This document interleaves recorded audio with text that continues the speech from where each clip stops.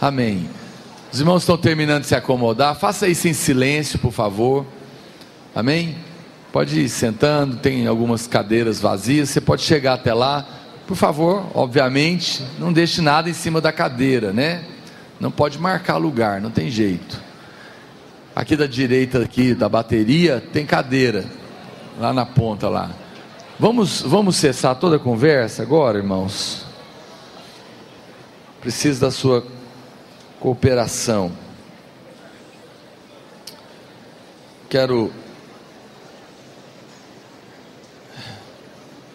Eu já fiz uma pequena introdução para você. Amém? Pede silêncio para quem está conversando. Por favor. Os irmãos vão terminando de se acomodar. Pode sentar mais vocês três aqui, que vocês estão em pé. Cantinho aqui, ó. Passa aqui, senta aqui. Amém.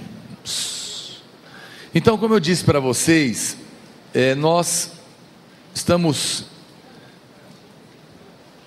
Um outro fator importante dessa convenção, além de falar do terceiro ciclo, algumas coisas que eu quero colocar para você.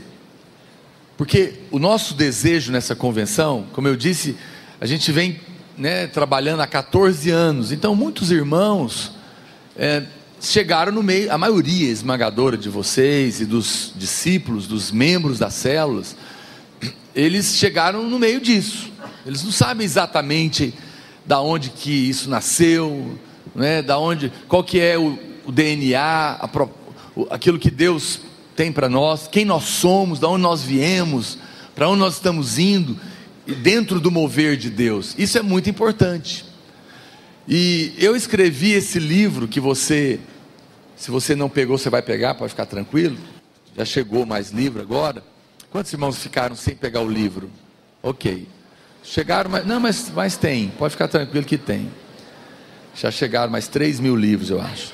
Então você vai receber, é porque o ônibus atrasou, mas já chegou com 81 goianos e goianas também. E se os homens que quiser casar com as goianas, pode trazer para cá, não tem problema não. E as mulheres casar com os homens, pode ir para lá também. Vocês são bem-vindas, porque a mulher anda com o marido, né? Segundo a Bíblia, as irmãs são crentes. Aleluia. Aumenta o som, ou sou eu que estou falando baixo? Acho que sou eu, não sou não? Melhorou? Melhorou, né? Sou eu que estou falando baixo, vou falar mais alto. Eu tenho esse problema. Então, irmãos, olha para cá, preste bastante atenção.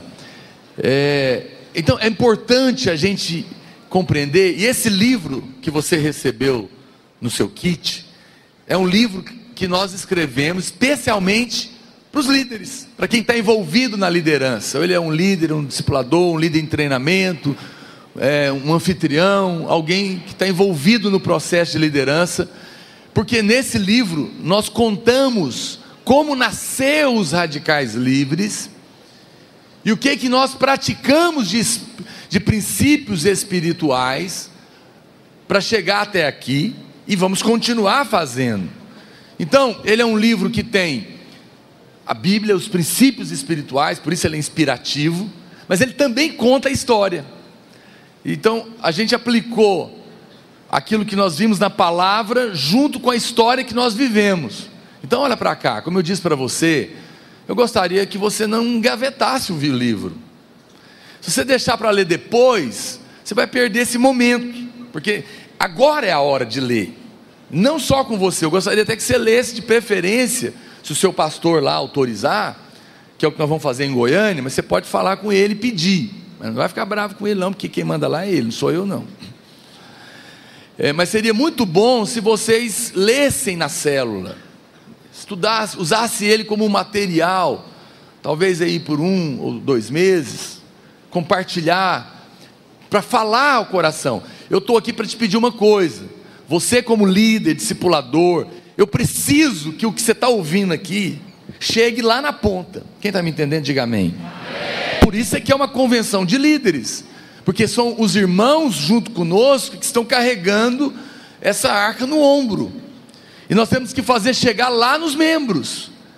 Nós temos mais 100.000 jovens que não estão aqui, mas estão com você, e você tem que falar para eles que eles estão fazendo parte de um mover, contar de onde nós viemos, quem nós somos e para onde nós estamos indo, qual é o nosso coração, qual é o nosso DNA. Quem está me entendendo? Então é muito importante. Então eu gostaria que você lesse, sublinhasse. Você vai ver que em todas as páginas, em todos os capítulos tem textos em destaques, que é para dar o ponto central, né? E você usar o material para que você participe. Importante você entender, olha para cá, todo mover de Deus, a literatura anda junto, porque ela é uma maneira que a gente tem para falar de uma maneira mais clara, mais didática, mais objetiva, e para você voltar a ler e remoer e meditar no que você está ouvindo nas conferências. Quem está me entendendo? Então, como eu falei para você, eu também não gostava de ler, né? E falar no livro, falar também para os irmãos que compraram com a camiseta e também não recebeu, também chegou mais. Mas se porventura faltar, mesmo assim, no domingo que vem já está lá no seu prédio, que até quarta e quinta-feira a gente entrega o restante, não vai ficar ninguém sem, para ficar tranquilo, tá bom? Mas olha para cá, justamente porque chegou muito mais gente do que tinha já feito a inscrição. E que eu acho legal você ter uma maneira, inclusive você que não ia comprar, agora vendo todo mundo, eu queria uma, você pode pedir que a gente vai mandar, não tem problema, porque eu acho que é legal, é um marco, é joia de ter, eu estava lá, participei, eu guardo eu tenho um monte de camiseta lá, onde eu vou, os irmãos vão me dando, dos lugares que eu participei, é uma maneira barata de participar da história, digamos assim, né? Mas não é obrigado e nem é espiritual essa camiseta aí não, tá bom? É só lembrança. Mas se você quer ter e não comprou, nos intervalos você vai poder comprar. Eu vou pedir para os irmãos, de repente faz um valezinho para você, alguma coisa, a gente manda entregar. De preferência coloca o tamanho que você é. Não pode ser daqueles irmãos fortão que é usar P, para ficar. Mas pode, se quiser usa. Mas amém, olha para cá. Então eu gostaria de pedir isso para você. Eu não gostava de ler, igual a maioria dos brasileiros, né? Mas eu fui despertado, eu percebi que homens de Deus como Paulo, ele falava isso para Timóteo, traz os meus pergaminhos. Eu fico vendo o pastor Luiz, né? Ele já leu mais de 4.000 livros. Então quando ele gastava 30% do salário dele quando ele era solteiro, todos os meses comprando livros. E eu aprendi, por quê? Porque o mover de Deus, ele tem uma história. Nós não estamos isolados, nós não somos um grupo aqui que acha que está começando algo do zero. Não, nós estamos nas costas de muitos homens de Deus que vieram antes de nós. Inclusive o pastor Marcelo e a pastora Luiz, que já começaram isso muito antes. Pastora Luiz, quando eu converti, ele era pastor de jovens. Ele foi pastor de jovens por 8 anos. E eu me converti com eles, e pastor Marcelo, nesse mover de Deus, né, como eu falei. Nós nascemos nesse ambiente. Então é muito importante que você mude a sua postura. Olha para cá, eu estou te convidando para que você considere verdadeiramente fazer parte de um mover de Deus de uma maneira prática, de falar, eu sou um líder na casa de Deus, Deus me chamou, eu quero me preparar o melhor que eu posso, eu quero entender isso aqui, porque é mais importante que qualquer profissão. Você vai ter que estudar 5 anos, mas para promover de Deus você não lê, você não se prepara, você não assimila o coração. Então eu gostaria que você mudasse a sua maneira de pensar, mudasse a sua cultura, criasse uma cultura de, como eu falei, de trocar presentes, amigo secreto, tudo com livros. Para de emprestar livro, toma uma decisão, presta atenção. Sim, eu estou sendo, olha para cá, eu falei para os irmãos, enquanto eu emprestava livro, meus livros sumiam tudo, e eu não, além do irmão que levou, está em pecado, que está roubando, sem querer, mas está, porque ele não vai me devolver, eu também não tenho esse controle, não lembro, está perdoado, porque eu não quero ninguém pecado por culpa minha, mas aí aí as pessoas me emprestam seu livro, não, mas sempre que eu podia, eu comprava e dava de presente. Então eu passei a dar, em vez de emprestar. Eu não estou falando para você não abençoar, só estou dizendo que em vez de emprestar, se você pode, dá. Senão você pode falar, irmão, eu fiz um propósito, eu não vou mais emprestar, quando eu puder eu vou te dar. Pronto. É simples assim. E você deve estimular.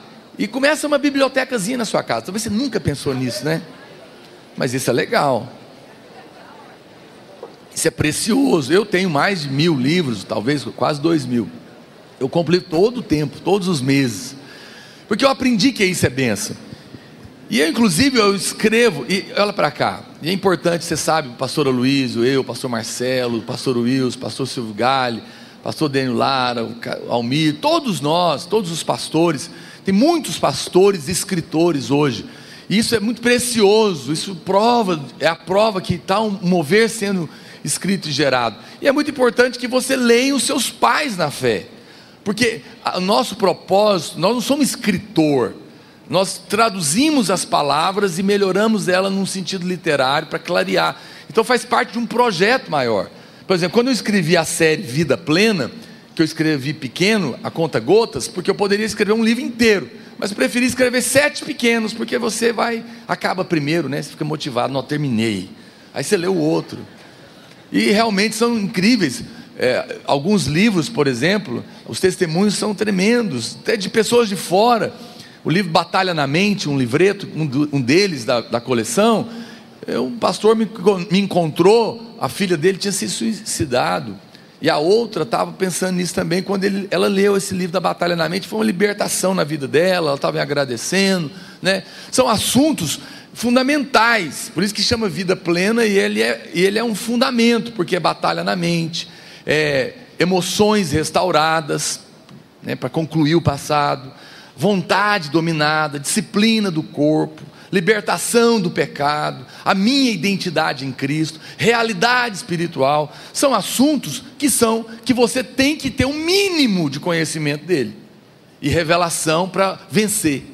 E eu escrevo a conta gotas para isso. Hoje à tarde eu vou te mostrar um kitzinho sobre relacionamento, que também eu escrevo porque eu tenho encargo, porque casamento a gente brinca, mas é uma das coisas mais sérias da nossa vida. O seu casamento, seja ele de sucesso ou de fracasso, vai determinar o resto dos seus dias, porque ele pode acabar com a sua família e com o seu ministério, ou pode ser a resposta de Deus para isso. Portanto, como é que você entra num projeto que vai determinar o resto da sua vida e não tem coragem de ler um livro sobre relacionamento? Por isso você vai fazendo como acha que sabe, não sabe. Precisa investir nisso, precisa ler, precisa estudar, precisa ouvir quem tem encargo que está falando disso. Você não quer comprar o meu? Eu acho que eu estou aqui só fazendo propaganda, ainda que estou. Claro, mas eu estou sendo honesto com você. Louvo a Deus, porque o meu livro da corte já foi publicado mais de 30 mil exemplares, e não, todo dia vende, todo dia, o gente do Brasil inteiro quer saber, porque é carente do assunto, que ninguém achou que talvez valia a pena parar e se dedicar. Mas eu escrevi outros 3 ou 4, e a minha mulher escreveu também, porque nós temos um encargo, nós sabemos que isso é importante, que é difícil, que não é simples casar é uma luta, porque casamento, a primeira coisa que Deus falou, a primeira coisa que aconteceu com o homem, lá no início, foi um casamento, Adão e Eva. A Bíblia começa com um casamento. Quando Jesus vai começar o ministério dele, no Novo Testamento, primeiro milagre, começou oficialmente, transformou água em vinho dentro de um casamento. E quando você vai encerrar a Bíblia em Apocalipse, no último capítulo, sabe o que tem lá? Um casamento de Cristo e a igreja. Então isso não é um assunto para ser ignorado. A Bíblia começa com um casamento, termina com um casamento, e Jesus começa fazendo milagre dentro de um casamento. Casamento é coisa para se levar a sério, não é o meu assunto agora, mas eu estou te contando isso. Então muita gente não casa, porque se casar vai acabar com a vida dela, e aí Deus não traz o varão nem a varoa para o seu bem, porque se você não está em condições mínimas, espirituais e naturais de casar, você entra num casamento e se arrebenta, e se tiver filho, arrebenta com a vida dos filhos. E às vezes eu acho que é por isso que muitas vezes Deus não inclina o coração do rei, porque a Bíblia fala que o coração do príncipe e da princesa está nas mãos do Senhor, e segundo o seu querer, Ele inclina. Mas se Deus pode te dar vida, não pode te dar um marido pela criatura? Não pode dar uma esposa? Claro que pode, mas Ele te ama, e às vezes Ele não te deu ainda, porque você acha que sabe como entrar num casamento, e não sabe coisa nenhuma. Num dos meus livros, que eu vou te mostrar nesse kit, que eu analiso 3 casamentos de sucesso da Bíblia, 3 casamentos de sucesso na Bíblia, E o que esses 3 casais praticaram de princípios para casar, e casei isso com uma pesquisa de porta de cartório, onde eu falo de princípios. Ele chama por que algumas pessoas conseguem se casar e outras não conseguem, segundo a Bíblia. Esse é o nome do livro. Então eu vou mostrar o que eles fizeram, o que eu acredito que tem que ser. Uma das coisas que eu pergunto nesse livro é: se Deus aparecesse na sua frente e falar, você quer casar? Você quer que eu arranjo esse casamento para você abençoado de Deus? Você ia falar, quero. Aí Deus fala assim, me dá uma razão pela qual eu devo casar você. Me convença. O que você vai responder? Lá nesse livro eu respondo. Tem uma resposta lá, não vou contar. Não é o meu assunto agora. Como é que eu vou pregar um livro agora? Por isso é que livros são importantes, porque não dá tempo de falar tudo. Olha para cá. Você quer ver um livro fundamental, que eu escrevi um livreto? Ele chama Adam, a verdadeira identidade masculina. Sabe por quê? Com todo amor e carinho, nós somos uma geração de homem frouxo. Mas isso não pode ser dentro da igreja. Mas a culpa não é sua, irmão. Olha para cá, não estou te criticando não. Olha para cá, a culpa não é sua. Isso é fruto de uma geração sem pai, sem modelo, que é efeminado, que é um ataque do espírito do anticristo. Nós precisamos de homens de verdade para mudar o mundo. Amém? E Deus vai levantar aqui, não vai levantar lá fora não. Vocês, os varões aqui, os homens de Deus, só os homens, diga um amém bem grosso aí. Oh, aleluia. Isso é poderoso. É homem que vai falar para a esposa, pode ficar tranquila que eu estou aqui, vai resolver o problema. É assim, amém. Então, por exemplo, esse livro, o que eu fiz? Existem 7 nomes no original da Bíblia para falar sobre o homem. Olha para você ver, 7 palavras diferentes na Bíblia para chamar de homem. Não é incrível isso? E eu mostro cada uma delas, porque cada uma delas fala de um aspecto de ser homem. Porque Deus estabeleceu o homem na terra, e quando ele encontra essa identidade, ele encontrou uma chave poderosa. Olha para cá, irmãos. O problema de todas as áreas da sua vida é falta de sabedoria naquela área. Ninguém tem de fato problema com dinheiro. Você tem problema de falta de sabedoria a respeito de dinheiro. Você não tem problema de relacionamento. Pastor, deve ter alguma macumba em mim, que eu não consigo casar de jeito nenhum. Você não tem problema com casamento. Você tem problema de falta de sabedoria e de revelação da palavra de Deus a respeito desse assunto. Por que eu estou falando isso? Porque a Bíblia diz, conhecereis a verdade e ela vai te libertar. Então conhecereis a verdade a respeito dessa área da sua vida, do que Deus fala. A hora que você tiver revelação, vai abrir a porta. Então, não adianta, olha para cá, eu não escrevo livro, irmãos, para preencher sei lá o que. Eu nem sou escritor. Meus livros todos são frutos de coisas que eu orei, estudei, jejuei, preparei para pregar. Então não estou preocupado com fazer livro, estou preocupado em pregar. Aí eu pego a pregação e transformo em livro, para você ruminar. Então, por quê? Porque não adianta eu falar, você tem que fazer isso, você tem que fazer aquilo, não funciona. Eu tenho que te dar as chaves, os tesouros. E se você entender isso, você vai ver Deus fazer, né? E a outra série é uma série sobre avivamento. Eu amo escrever e pregar sobre isso, porque isso tem a ver com a gente, né? Então tem uma série de livretos sobre isso, e agora a gente está fazendo de liderança. Bom, enfim. E a minha mulher lançou um livro também tremendo agora. Minha mulher tem 26 anos de crente, e 26 anos que ela anda junto com a pastora Márcia. E eu conto para você, porque eu casei com ela, ela era nova convertida, e eu também. Nós brigamos 7 anos de casado para ficar bom. Andando ao lado do pastor Luiz e a pastora Márcia. Você vê, tanto nós era coisa ruim. E ela escreveu um livro agora, chamado A Mulher que Deus Usa. É um vaso na mão. E é alguém que está há 26 anos andando com Deus, tem um testemunho para contar, tem algo a te ensinar. Então, a pastora Márcia, o pastor Luiz, estou falando dos nossos, mas tem tantos bons livros. Então eu queria te estimular a mudar seu pensamento, a separar, que você compre um por mês, que seja. Mas comece a construir isso, comece a pegar gosto, né, para você assimilar. E o último que eu vou lançar, não tem nada para mostrar aqui agora, mas deve ter no intervalo, é o livro que Deus nos deu para falar do terceiro ciclo, que eu estou lançando aqui, chamado Ciclos do Mover de Deus, porque eu conto o que eu te falei resumidamente aqui, e para onde nós estamos indo. Então, se você também puder ler esse livro junto com esse que você ganhou, ele é uma sequência do mover de Deus no meio dos radicais livres. Então isso é muito importante. Agora, voltando aqui, por que nós estamos fazendo essa convenção? Porque nós paramos, porque muita gente chegou no meio do caminho, graças a Deus, e é isso que nós queremos mesmo, para reposicionar você, para dizer, você chegou aqui, caiu de paraquedas, você não sabe de onde nós viemos, quem nós somos, nosso coração, nosso DNA, o que Deus nos mandou fazer, e para onde nós estamos indo. Quem está me entendendo? Veja, por quê? Porque tem um grande medo no nosso coração, um grande temor de que esse grande mover no meio dos radicais livres se torne só um movimento vazio. Isso seria uma tragédia. Eu quero começar lendo a Bíblia em 2 Crônicas, capítulo 1, verso 3. 2 Crônicas 1, 3, a Bíblia diz: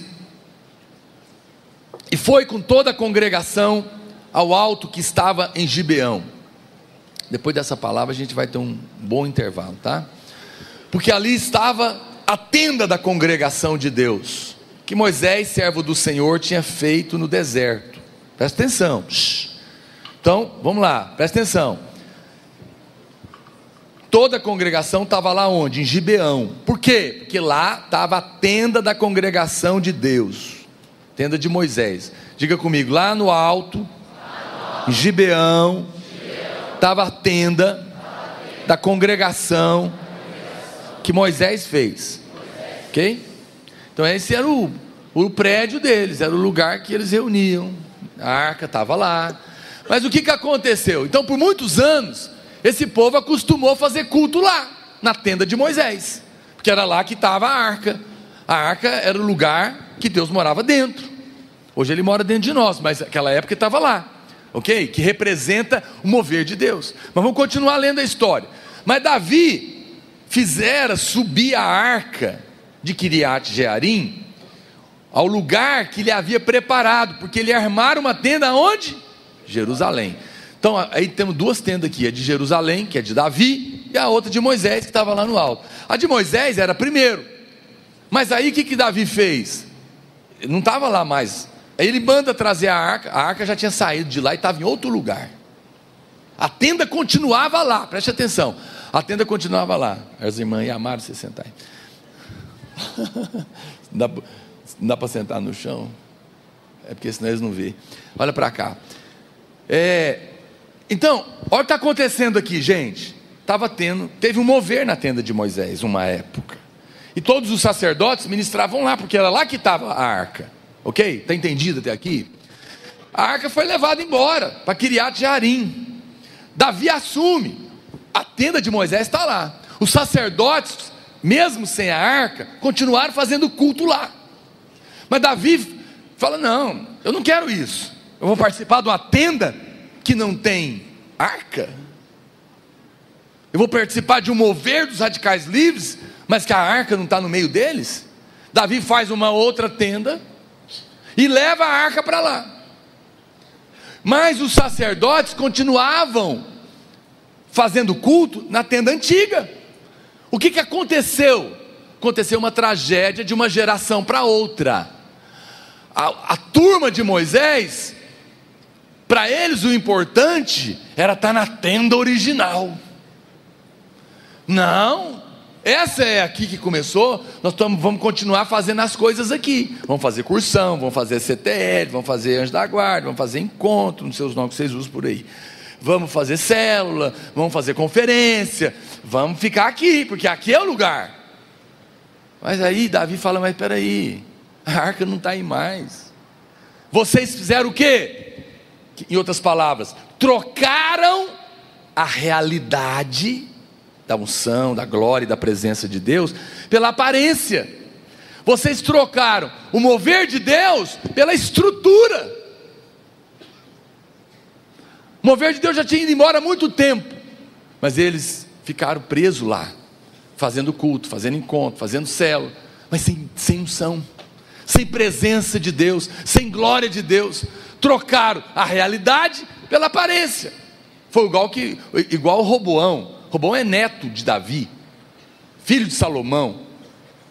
Quando Davi é o rei, tudo era de ouro, porque o ouro fala da glória de Deus. Davi, aí com 100 anos, mais ou menos, ele morre. Quando ele morre, o filho do Salomão assume para ser o rei. E o Salomão tinha um filho, neto do Davi, com 1 ano. Então, quando o avô morreu, ele tinha 1 ano. Ou seja, ele não conviveu com o avô que amava a glória de Deus. E o pai dele, Salomão, por algum motivo, não transferiu esse coração para ele. Está me entendendo? A Bíblia fala que quando Roboão, filho de Salomão, assume, tudo era de ouro no palácio. Os inimigos entram e roubam os escudos, os utensílios de ouro, tudo que era de ouro do palácio, que era de Deus, foi roubado. Roboão, porque não conviveu com o Davi, não tinha a mesma escala de valores, não tinha o mesmo DNA do avô. Sabe o que Roboão falou? E roubaram tudo de ouro. Roboão falou assim: não tem problema, faz tudo de bronze, é amarelo mesmo. Estou resumindo a história aqui para você. Olha só, para ele o importante não era a natureza do que ele estava produzindo, mas sim a cor. Ou seja, para ele o importante é que é tudo amarelo, mas para Deus não, porque o ouro falava da glória de Deus. O que Roboão fez? Roboão trocou a realidade do ouro, que fala da natureza de Deus, pela aparência do bronze. Isso é o quê? Isso é aquela musiquinha que eu vou cantar para você. Vai haver um avivamento neste lugar, oh, oh, vai haver um avivamento. Legal, mas cadê o mover de Deus? Mas cadê a unção, a glória, a presença, mover do Espírito, gente nascendo de novo, sendo cheio do Espírito, estabelecendo o reino de Deus, subjugando o reino das trevas, avançando, mudando a história, levantando como líderes políticos, empresários de caráter, que dizem não à mentira, à corrupção, à violência, aos ensinos caídos das ideologias do inferno que estão tentando ensinar para as crianças. Gente que está fazendo história de verdade, que é ouro, que é divino, que é espiritual.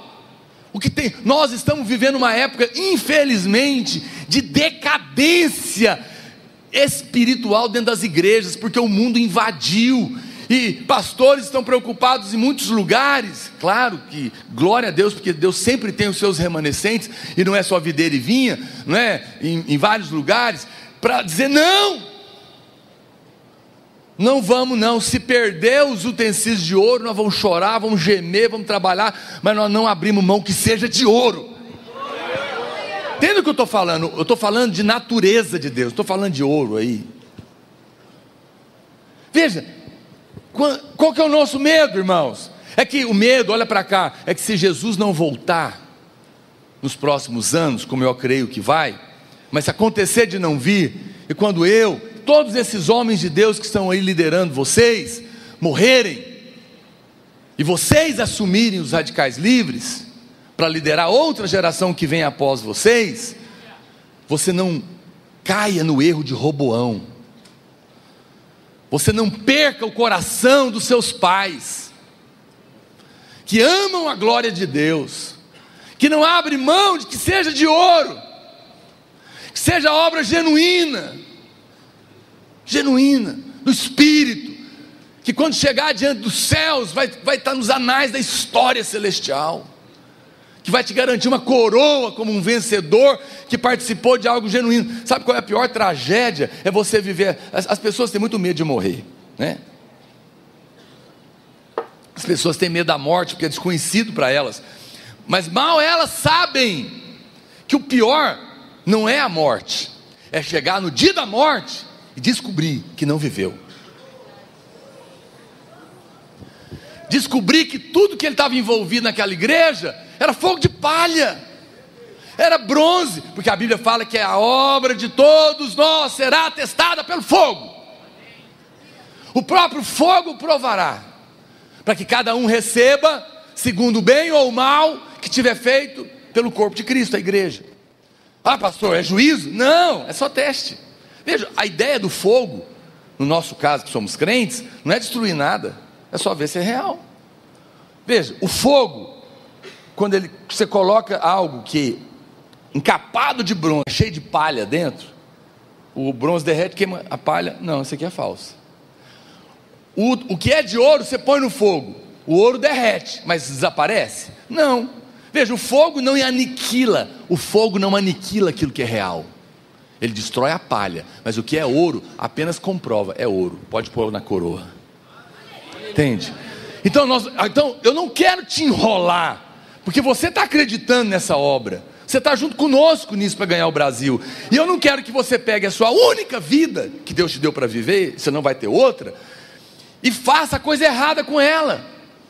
Então nós precisamos ter clareza do que nós estamos fazendo, e o selo de que nós estamos fazendo a coisa séria, certa, é que a presença e a unção de Deus está garantindo aquilo. Por isso isso é um valor dos radicais livres. Nós não aceitamos ter uma tenda, ter uma estrutura de célula, uma estrutura de encontros, uma estrutura de treinamento. A gente faz treinamento, a gente faz célula, a gente faz encontro e vamos continuar fazendo. Mas se Deus não estiver lá, eu me nego. Se a arca não estiver lá, não vou. Não vou. Por isso, nunca mais pergunte para mim quem vai cantar. Nunca mais pergunte para mim quem vai pregar. Pergunte só uma coisa nas próximas conferências: a arca vai estar lá? É só isso que importa. É só isso. Nós não temos outro interesse. Nada jamais deveria começar sem a presença e a glória de Deus. Davi sabia tanto isso, que eu falei para você, no meio da guerra, eles acampavam de costas para o inimigo. Deus falou: põe a arca no meio, acampa em volta. Só que quando eles faziam isso,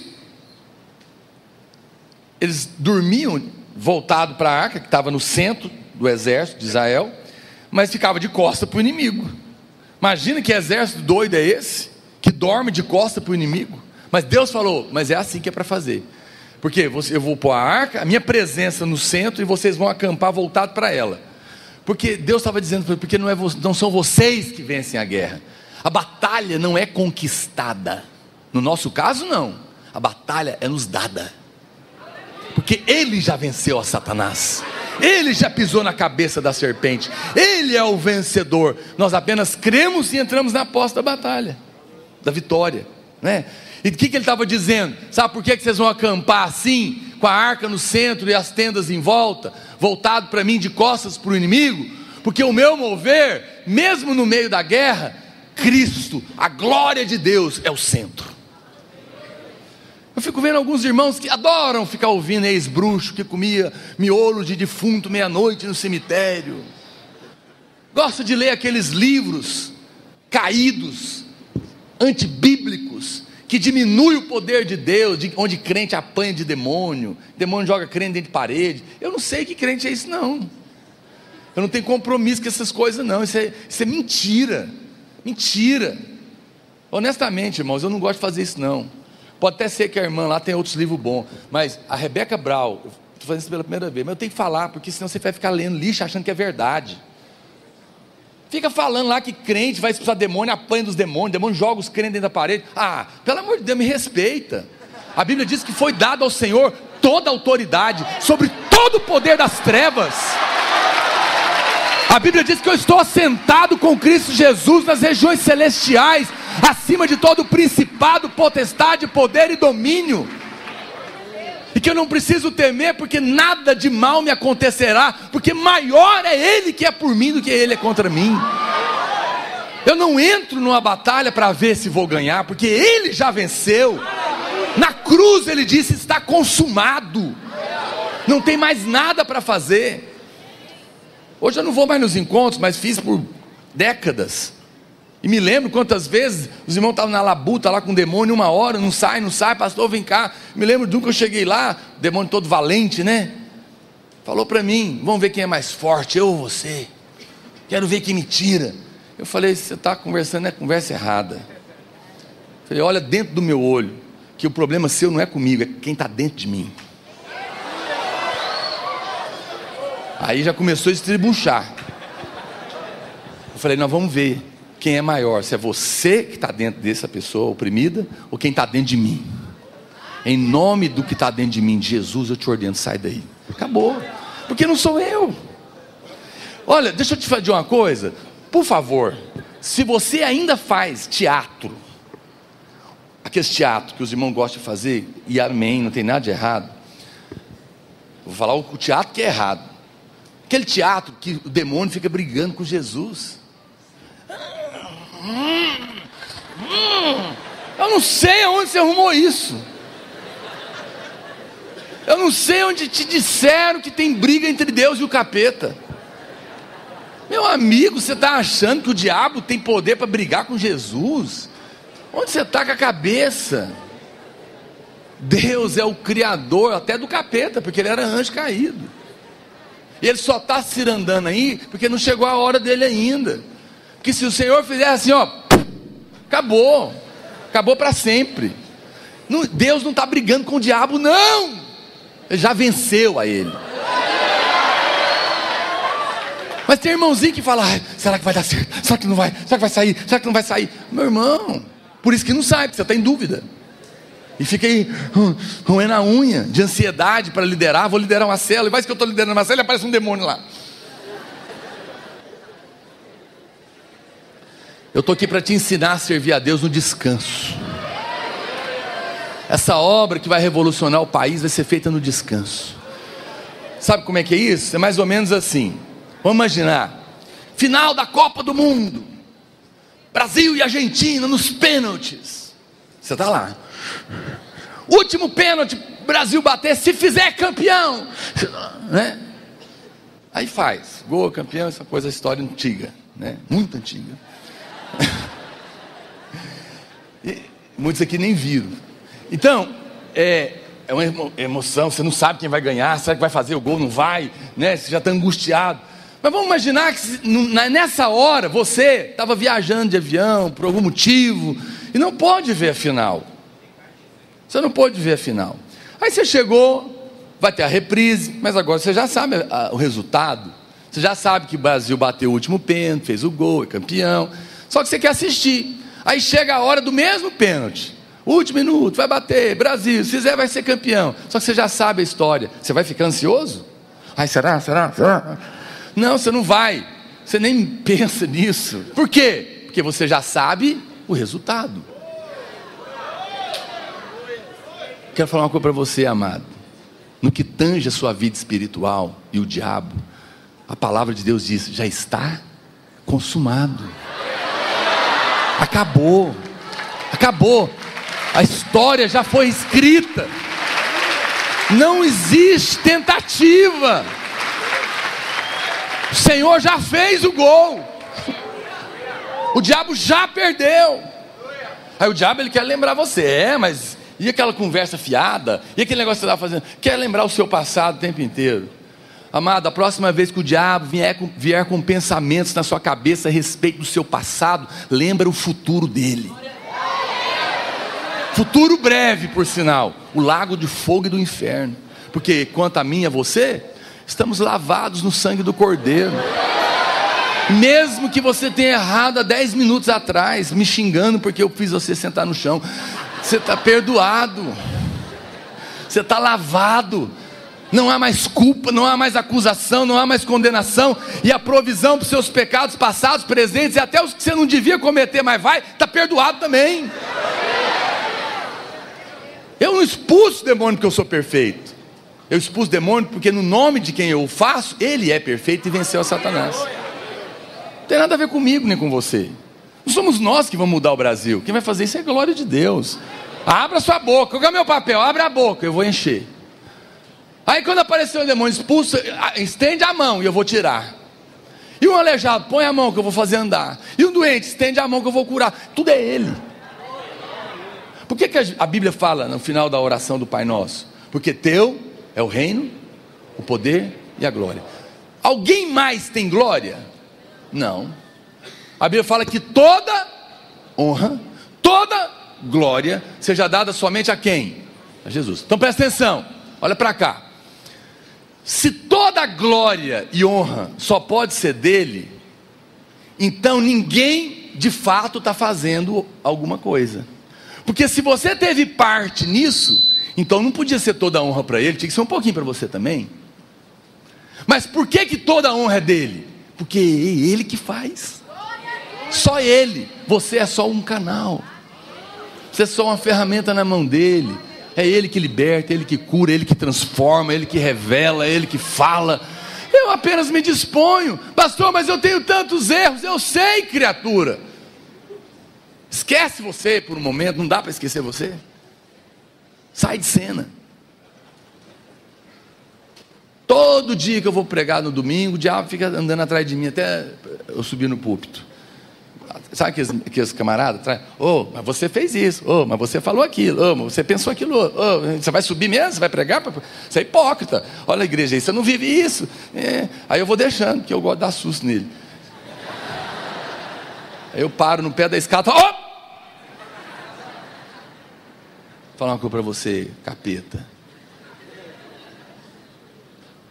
A minha vida, o meu passado, já está tudo pago pelo sangue do Cordeiro. Eu não tenho que provar nada, porque já está resolvido. Deus não me usa porque eu sou perfeito. Ele me usa porque Ele é perfeito e me chamou. Ele já sabe quem eu sou, mas eu estou aqui na justiça dEle, confiado na graça dEle. Que eu estou cheio de erros, mas vou subir lá e vai ser uma bênção. Porque o sangue do Cordeiro, a justiça de Cristo já me vestiu.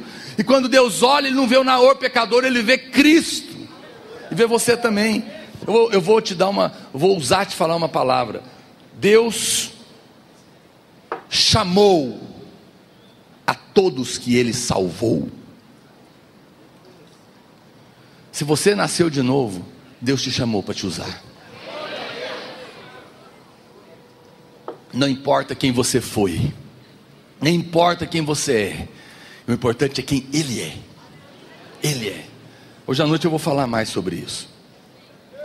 Você sabe, Davi quis fazer uma casa para Deus. Eu não vou ler a história, tem 1 Crônicas 17, do 1 ao 15.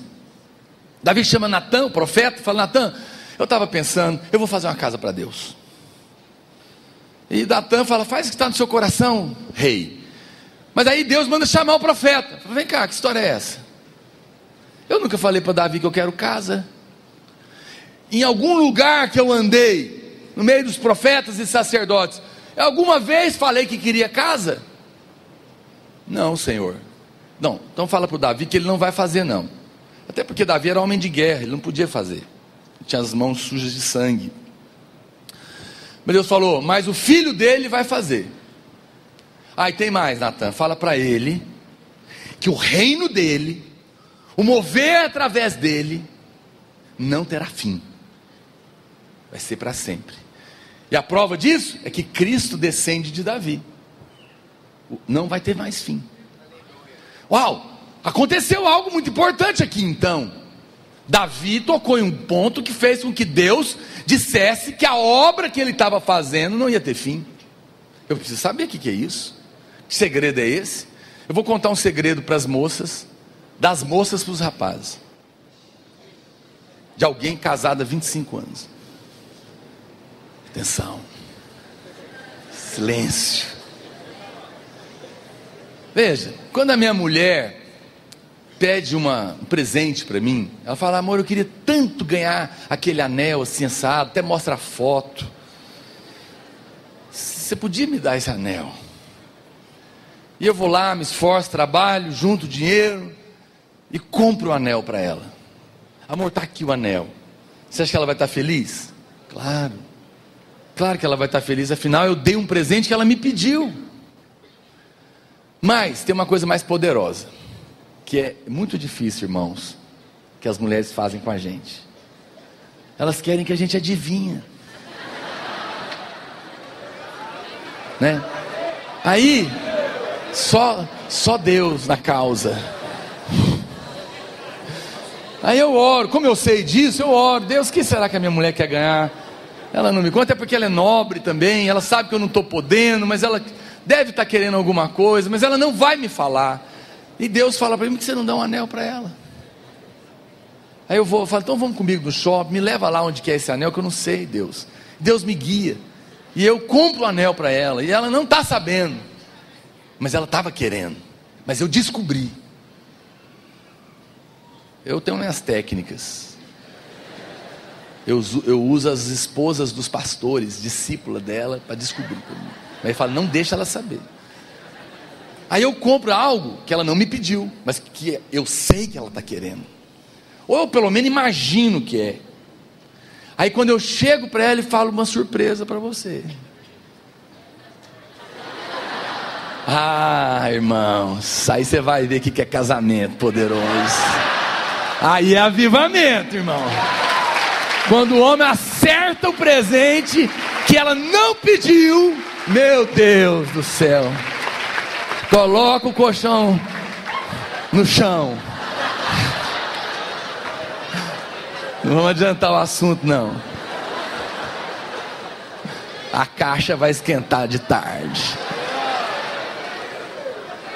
Olha para cá. Deus não pediu casa para Davi, mas Davi parece que tocou num ponto. Davi percebeu algo. Davi falou: Deus nunca falou disso, mas eu quero fazer. Por que você acha que Davi queria fazer uma casa para Deus? Porque Davi era apaixonado em Deus. E porque ele era tão apaixonado, eu acho que Davi pensou o seguinte: eu tenho uma tenda para Deus, tem a arca lá, mas Davi fala isso: e eu tenho uma casa tão boa, mas Deus mora numa tenda, o negócio está errado. E porque ele amava tanto a Deus, eu acho que ele pensou: eu não quero ficar indo lá só fazer culto na tenda, eu vou fazer uma casa para Deus, porque na verdade eu amo tanto o Senhor, que eu quero morar com Ele. Uau, meu Deus, olha o coração desse homem. Aí Deus fala: o cara quer fazer uma casa, eu não pedi, ele é que percebeu, e agora ele quer fazer uma casa porque ele quer morar comigo. É isso que você quer? Então tá bom, seu reino não vai ter fim, para sempre você vai estar comigo. Meu Deus, isso é glória, isso é mover de Deus. Davi tinha esse coração, e esse é o nosso coração. É uma obra, a obra que vai continuar é a obra de alguém que moveu os céus nesse nível. É de gente que não abre mão de ter a tenda, a estrutura, os princípios, sem a presença de Deus. Irmão, se negue a ser um líder de célula sem a glória de Deus. Pastor, mas o que é que eu faço? Ame a Deus, vai para Ele, porque Ele vai estar onde Ele é bem-vindo. Eu sou convidado para ir em muitos lugares, mas em muitos eu não vou. A maioria eu não vou. Alguns por uns motivos e outros por outros. Claro, mas o que eu quis dizer é que são motivos diferentes. Os que eu não vou por motivos ruins, geralmente são nos lugares que eu já fui. Eu fui para preencher a agenda de evento. Eu fui para ser usado porque alguém me viu e acha que eu sou importante, vai atrair gente. Eu não fui porque de fato sou desejado lá. Entende? E a gente percebe. É horrível ir num lugar que estão te engolindo lá, mas é muito bom ir aonde você é celebrado. Você sabe, eu conheço a história de um jovem adolescente, 14 anos, ele tinha um problema de saúde, pesava por isso, uma doença, 160 quilos, e ele se converteu, e ele foi para a célula, mas por causa do peso, desse problema que ele tinha, essa doença, mesmo sentando numa cadeira mais reforçada, ela quebrava, e ele ficava com muita vergonha, e ele parou de ir, sumiu, e os irmãos perceberam aquilo, e alguém com o coração sensível foi atrás dele, e ele com muito custo, abriu o coração. Pode tocar baixinho. Você não toca, né? Você toca. Não tem ninguém para tocar o teclado, não? Olha para cá. E ele falou, eu não vou. Ele abriu o coração para alguém. Esse irmão, sabe o que ele fez? Esse irmão mandou fazer um banco de madeira reforçado. E falou para ele, olha, eu fiz para você, porque eu quero que você vá. Então, eu preparei um lugar capaz de suportar o seu peso. Pode ir, eu quero você lá. Esse irmão, meu Deus, ficou tão constrangido. Nunca mais ele vai querer sair de uma célula dessa. Ele foi amado de verdade. E ele foi amado e pôde voltar, por quê? Porque agora tinha algo capaz de suportar o peso dele. Você sabe como a Bíblia chama a glória de Deus? Shekinah. Sabe o que significa isso? Peso de glória. Você sabe por que Deus não vai em muitos lugares? Porque não tem um trono para suportar o peso da glória de Deus. Não tem homens e mulheres com um coração dizendo, vem, nós temos prazer na tua presença, por isso preparamos esse lugar, preparamos essa célula, essa reunião, para buscar a tua face. Quando Deus encontra homens assim, Ele vem. E quando Ele vem, a história é escrita. Nós não vamos tocar no Brasil fazendo show gospel, promovendo cantores famosos, homens famosos. Não! Nós vamos tocar essa nação tocando o primeiro céu. Deus mostrou isso para Davi. A Bíblia diz em Filipenses capítulo 3 verso 8: sim, deveras considero tudo como perda, por causa da sublimidade do conhecimento de Cristo Jesus meu Senhor, por amor do qual perdi todas as coisas, e as considero como refúgio, para ganhar a Cristo, e ser achado nele, não tendo justiça própria que procede da lei, senão a que é mediante a fé em Cristo, a justiça que procede de Deus, baseada na fé, para o conhecer e o poder da sua ressurreição, e a comunhão dos seus sofrimentos, conformando-me com Ele na sua morte, para de algum modo alcançar a ressurreição dentre os mortos. Cristo, tudo é Ele, tudo tem que ser para Ele. Irmãos, eu quero, qualquer coisa fora disso é caído, é anticristo, é demoníaco. Eu quero te convidar para a gente tomar algumas decisões. Eu preciso de você comigo, porque você vai ensinar isso para os novos. Nós vivemos uma época de ídolos. Ídolos do futebol, ídolos do cinema, ídolos da novela, ídolos da música, e isso entra para a igreja, e aí começam a ter os ídolos do púlpito, os cantores famosos, os pregadores famosos, e aí aquilo que era para ser uma reunião santa, solene, onde tudo deve focar só Ele e mais ninguém, para que Ele venha e seja o centro da reunião. Aí a gente vê um cantor famoso aparecer, só dele entrar no palco, um monte de tiete gospel começa a gritar,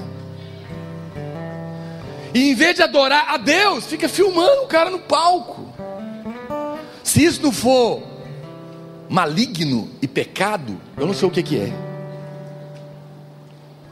Eu por muito tempo deixei, mas chega, eu cansei. Se eu tiver presente, você vai passar vergonha, porque eu não vou admitir isso mais. Não existe esse homem. O único homem digno de ter a sua atenção é Ele. Não tem motivo de você querer tirar foto com um cantor famoso para pôr no seu Facebook. Isso é hipocrisia. Ele nem sabe que você existe. Você não é amiga dele. Para que você quer tirar foto com ele? Para falar que é importante? Olha para quem eu apareci, eu sou importante, gente. Por favor, O seu valor não é tirar foto de gente importante. O seu valor é porque você foi comprado por alto preço. Larga disso. Isso é vazio. Isso é o caminho do mundo. O 666, o número 6 é o número do homem, foi criado no 6º dia. 666 é o número do diabo. O que o diabo está construindo é que ele vai pôr um homem no trono, no lugar de Deus, que é o anticristo. E todas as vezes que alguém supostamente famoso, que às vezes nem tem culpa disso, não estou tacando pedra no cara, porque Deus levanta pessoas. Eu mesmo sou conhecido em muitos lugares, mas isso não é problema meu. Eu não me considero. Se alguém considera, é problema dele, não meu. O problema está naqueles que acham que aquele é, e fica achando que agora vai bater uma foto, vai fazer isso. Então, eu quero propor uma hashtag para você hoje. Diga não à tietagem. Tem aí, eu pedi, não sei se eu mandei para o pastor Fernando, eu mandei as hashtags no seu WhatsApp. Depois você põe ela para os irmãos. RL, diga não à tietagem. Não vamos fazer isso mais? Vamos parar? Vamos arrepender? Pastor, então não posso tirar mais foto. Queria tanto tirar uma foto com o senhor. Ninguém quer tirar foto comigo, né? Quer, pior que quer. Mas eu não vou ser sem educação não. Vamos fazer um acordo aqui.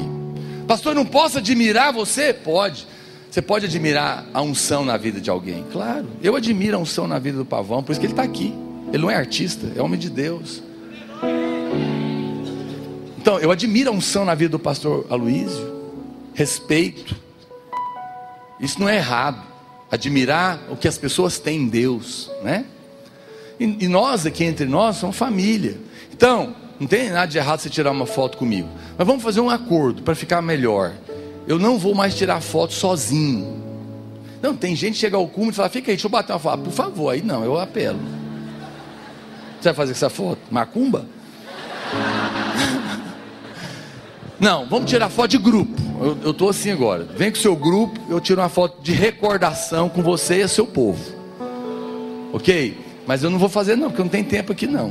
Tem que ser outras vezes. Assim a gente pode tirar foto. Mas nunca mais faça tietagem quando um cantor famoso subir, quando anunciar, e vai ministrar o louvor, o fulano de tal. Ah! Não, pelo amor de Deus, para com isso. Isso é coisa de gente caída. Nós somos nobres. Amém. Nós respeitamos a unção na vida das pessoas. Significa que não vamos convidar mais alguém, um ou outro.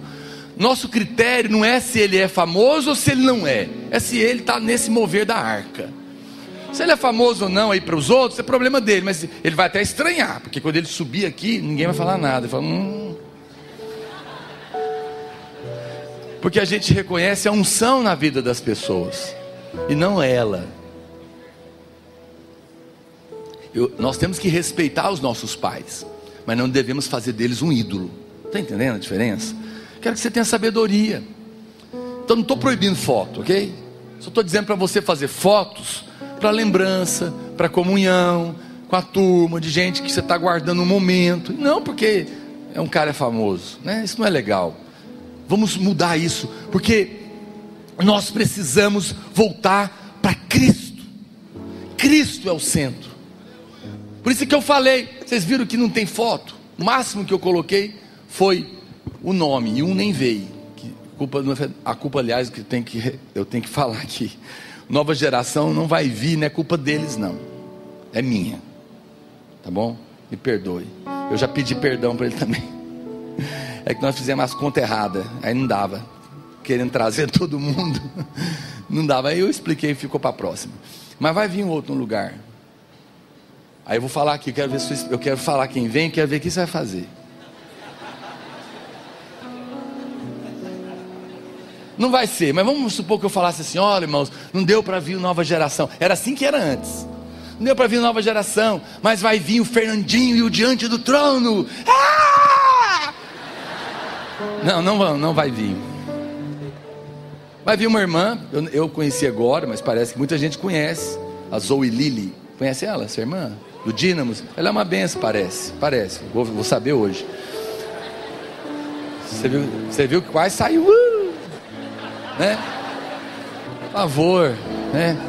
Então, não vai ter nome, não vai ter foto.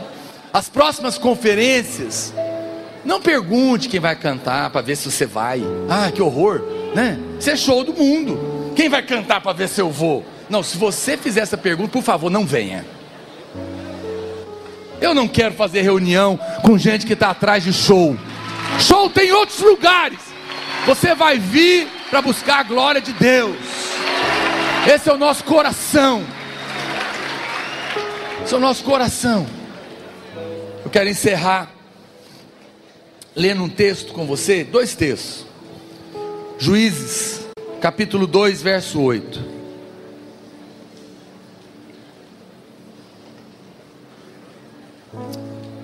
Juízes, capítulo 2, versículo 8. Faleceu Josué, amém? Preste atenção nessa história. Olha que tragédia. Faleceu Josué, filho de Num, servo do Senhor, com a idade de 110 anos, e sepultaram-no no limite da sua herança, em Timnat-Heres, na região montanhosa de Efraim, ao norte do Monte Gaás. Quem era Josué, gente? Ele era o discípulo de Moisés, um dos maiores líderes da história de mover de Deus. O cara viu o Senhor face a face no monte, 40 dias, no nível de glória, sem comer, sem beber. Não é fraco não. Josué viu tudo isso e ele foi o discípulo dele, que assumiu o mover na sequência. Agora Josué morre. Olha o que acontece. Josué morre. Verso 10.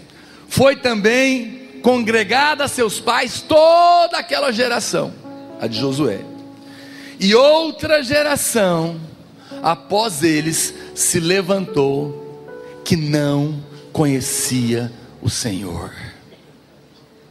Não conhecia o Senhor, nem tampouco as obras que fizera Israel.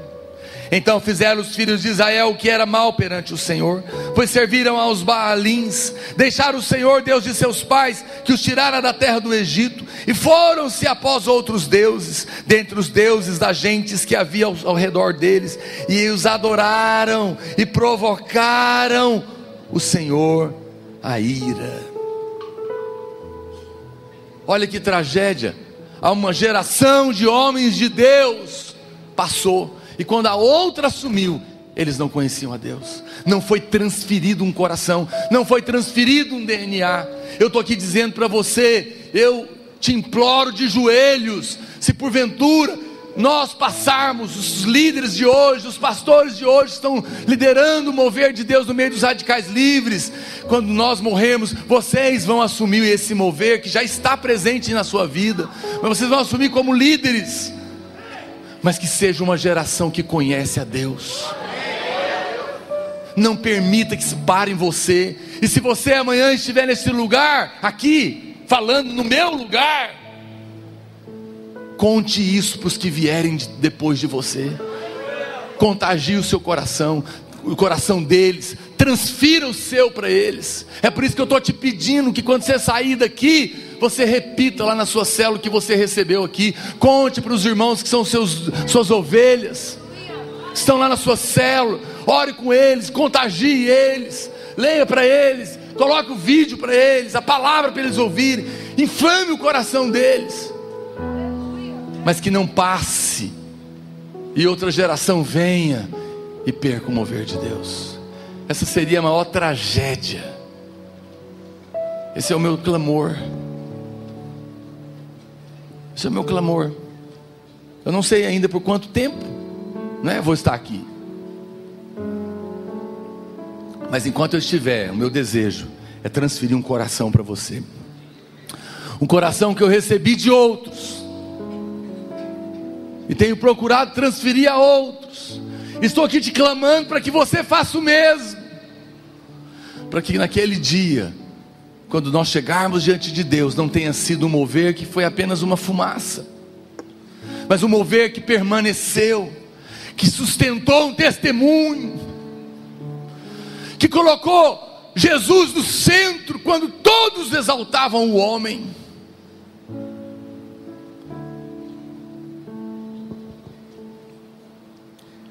Pastor, mas se a gente fizer assim, parar de fazer os eventos com um cantor famoso e estratégias, será que nós não vamos trazer o povo? Quero ler o último texto da palavra de Deus, Números capítulo 9, verso 15.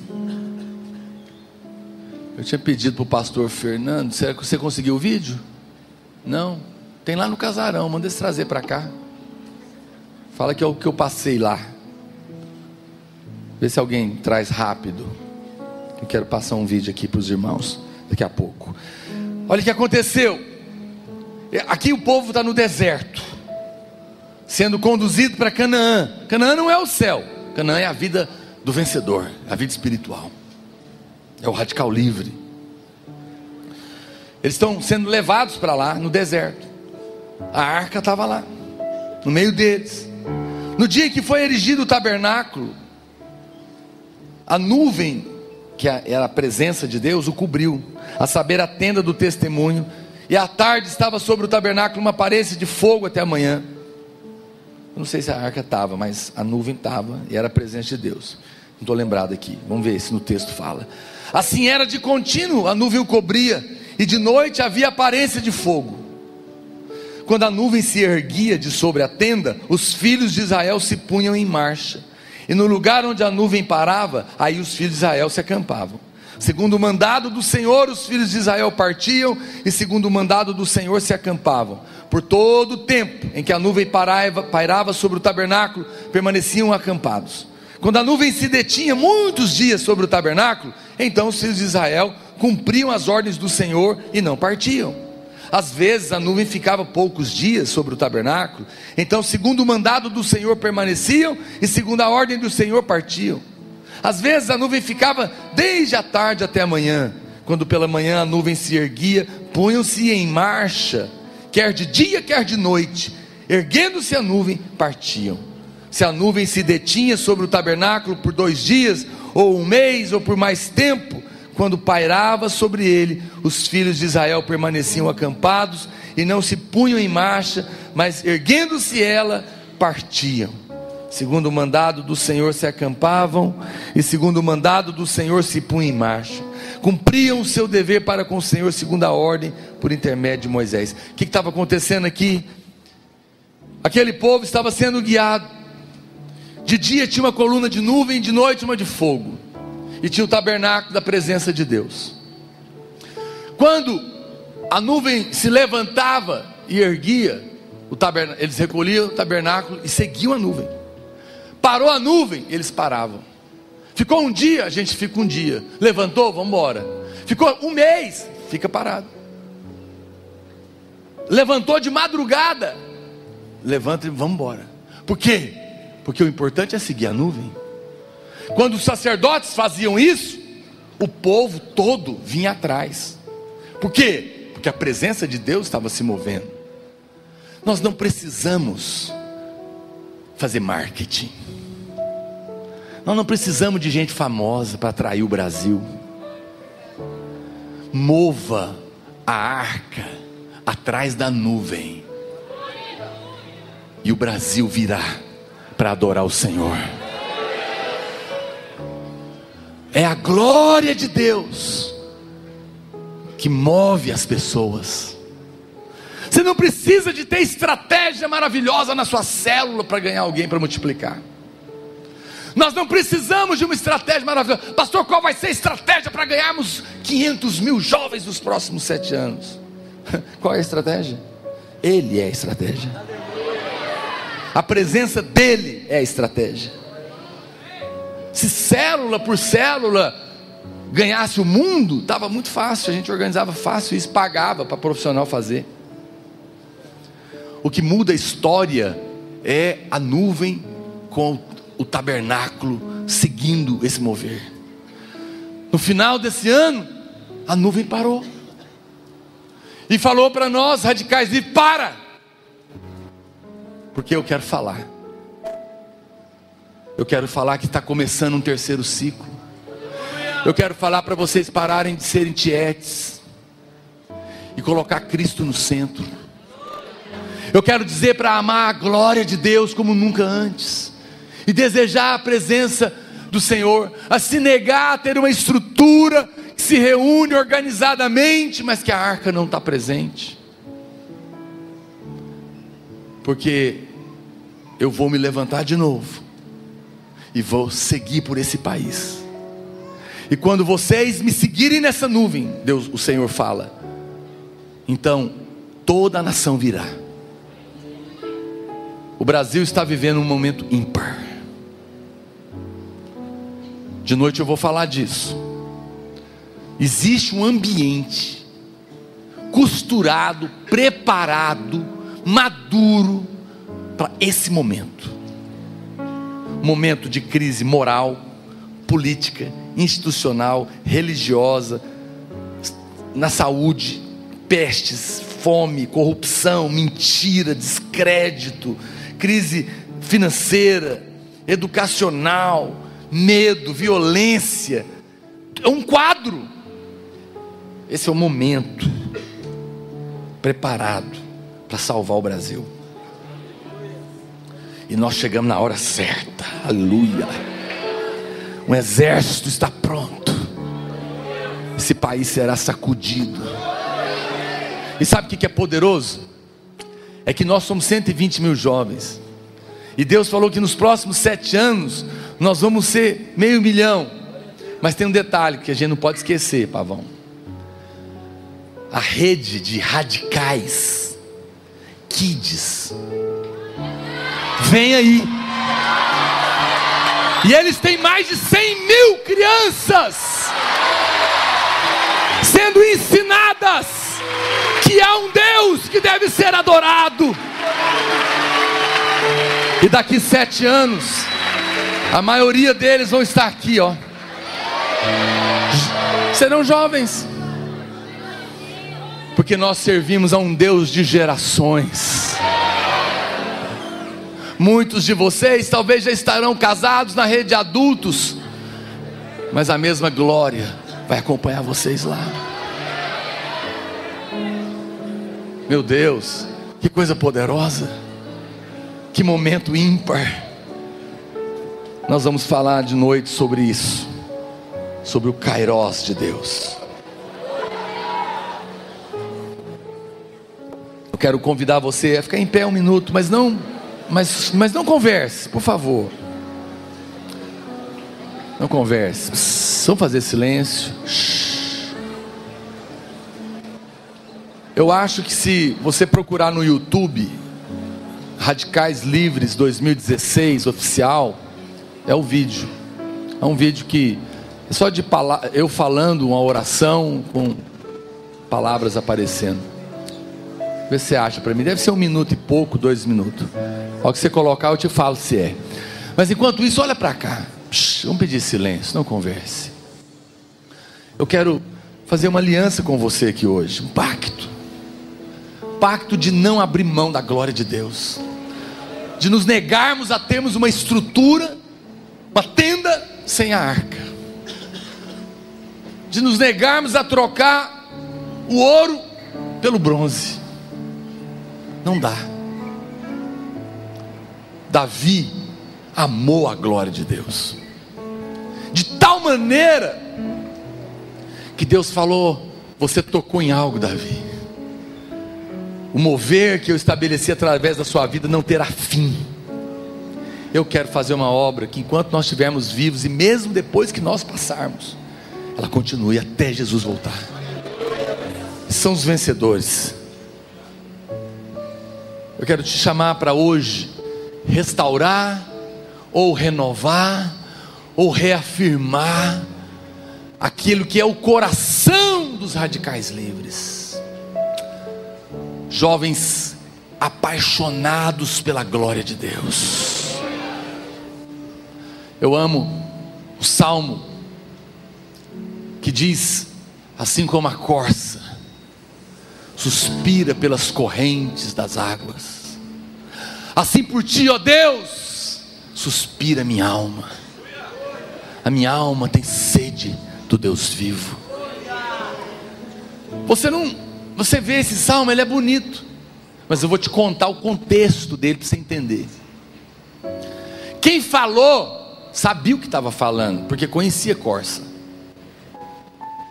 As corças em Israel, na época da seca, os rios secam. Então existe um problema grave de falta de água. Então ela começa a procurar água, porque ela passa um dia, 2 dias, não está encontrando. O que acontece? Ela sabe que se não encontrar água, em breve ela vai morrer. Mas isso não para aí. Acontece um fenômeno com a corça.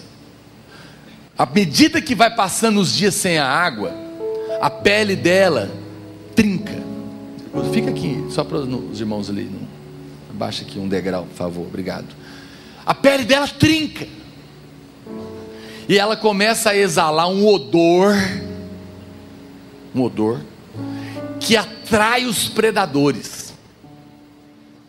E ela sabe que se ela não encontrar a água, ou ela irá morrer de sede, ou um predador vai matá-la, atraída pelo odor que a falta de água está fazendo nela.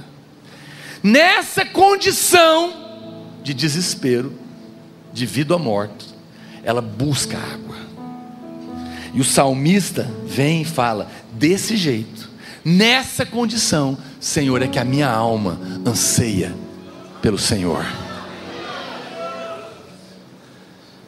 Eu estava pensando, você sabe, irmãos, quem não tem acesso à água viva, à presença de Deus, é como essa corça sem água. Vamos ser honestos? Irmãos que não são apaixonados pela glória de Deus, porque a água está à disposição. Apocalipse falou o quê? Quem tem sede, beba. Paga para beber? Beba de quê? De graça. Lembra do versículo? Quem tem sede, venha e beba de graça. Qual que é o preço? É de graça, mas tem um preço, viu? Sabe qual é o preço? A sede. Porque quem tem sede só que pode vir, quem não tem sede não pode ir. A água da vida, de graça, só está à disposição de quem tem sede. O preço é a sede. Então, está à disposição. Mas quando a gente encontra crentes, jovens, que não tem sede, ele não vai beber água. Consequentemente, ele é um crente carnal. Consequentemente, ele vai emitir um odor de carne. E a serpente vai vir para comer. Essa é a história triste de muitos crentes. Mas quando você está embriagado com essa água viva, o que exala de você não é um odor, é um bom perfume. Hoje eu estou aqui para te convidar para a gente restaurar a sede no nosso meio, o desejo pela glória de Deus, desejo pela presença de Deus. Conseguiram achar? Ainda não? Não? Ok. Queria cantar uma música com você. E eu queria que você fizesse dessa canção um clamor pela glória de Deus. Feche os seus olhos.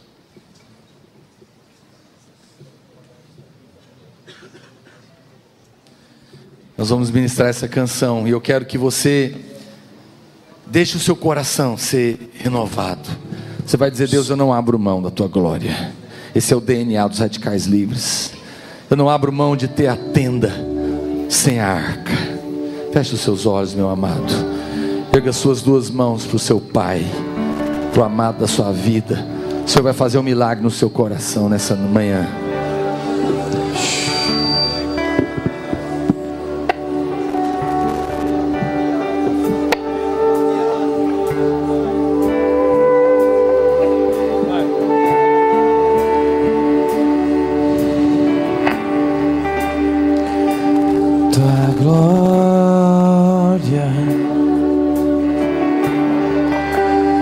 Está aqui,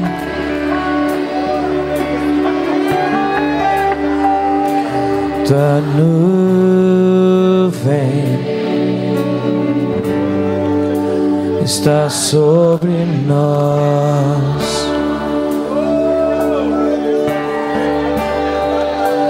tua glória está aqui,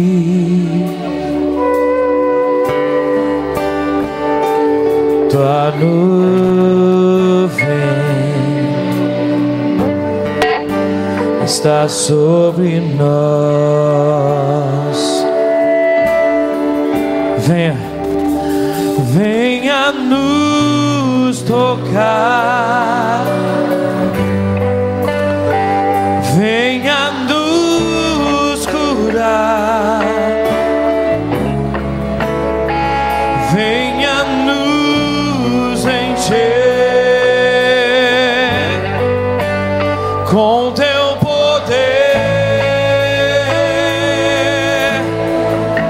Venha, venha nos tocar, venha nos curar, venha nos encher com teu poder. Tua glória, tua glória, os que têm sede está aqui.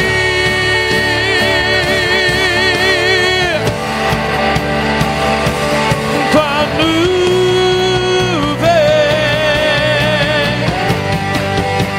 está sobre nós. Tua glória, tua glória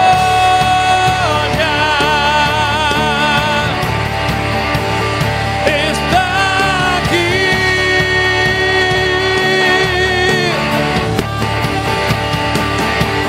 Tua nuvem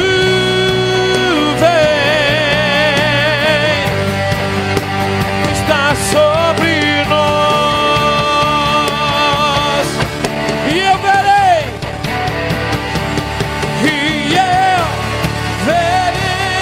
tua glória, e eu verei tua nuvem, e eu verei o teu fogo neste lugar. Oh, eu verei, e eu, oh, e eu verei tua nuvem, e eu verei o teu fogo neste lugar. E eu verei, e eu, oh,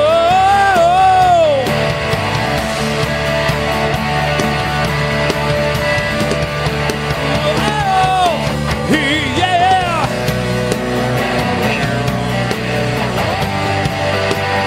nesse lugar. Só as nossas vozes, erga suas mãos e eu. Suas vozes. E eu, Só as nossas vozes, sem instrumento.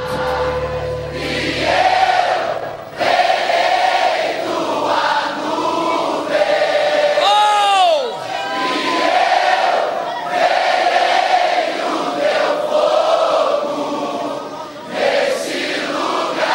Aleluia! Dê um forte aplauso a Ele, meu irmão. Diga glória a Deus. Aleluia. Aleluia. Assim como você está, eu quero dizer algo para você, irmão. Não deixe o diabo te acusar. Você tem acesso pelo sangue do Cordeiro. Talvez você estava no pecado ontem à noite. O Senhor já te perdoou. Esquece, está resolvido. Hoje é um novo dia. Eu quero apagar as luzes e nós vamos passar o vídeo. Pode ficar em pé, acho que é melhor para assistir. Apaga as luzes. Tem jeito de apagar a luz? Espera apagar. Amém. Tem que sentar, senão vocês não vão ver, né? Os irmãos aqui do palco. Pelo menos do palco aqui. Senão os irmãos que estão em pé não veem. Amém. Faz silêncio.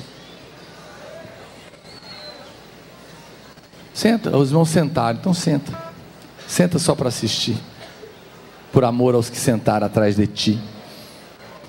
Tem que sentar todo mundo, porque senão os irmãos não veem. Aqui era para ficar em pé, mas se resolveram sentar, então. Amém. Vamos pedir silêncio.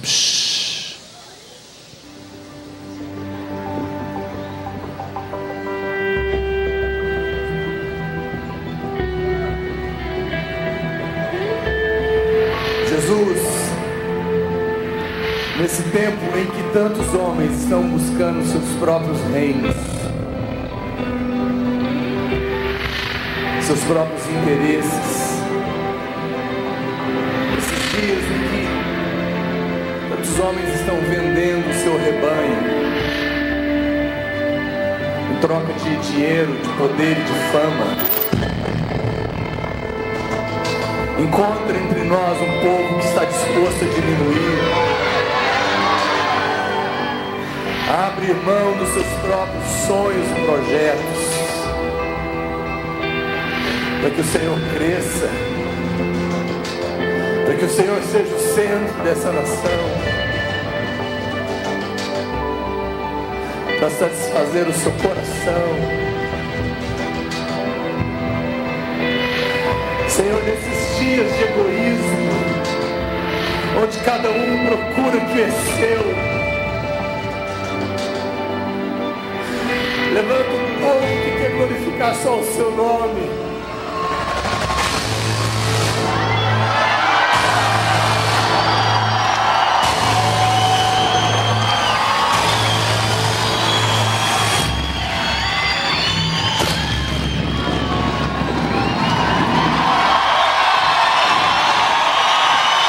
Aleluia. O terceiro ciclo começou. Seja bem-vindo ao mover de Deus. Aleluia. Dê um forte aplauso a Ele mais uma vez. Irmãos, aleluia. Agora são 2h50. 10:03. Você nem viu, né? Eu baguncei completamente a programação. Vou refazer ela no intervalo.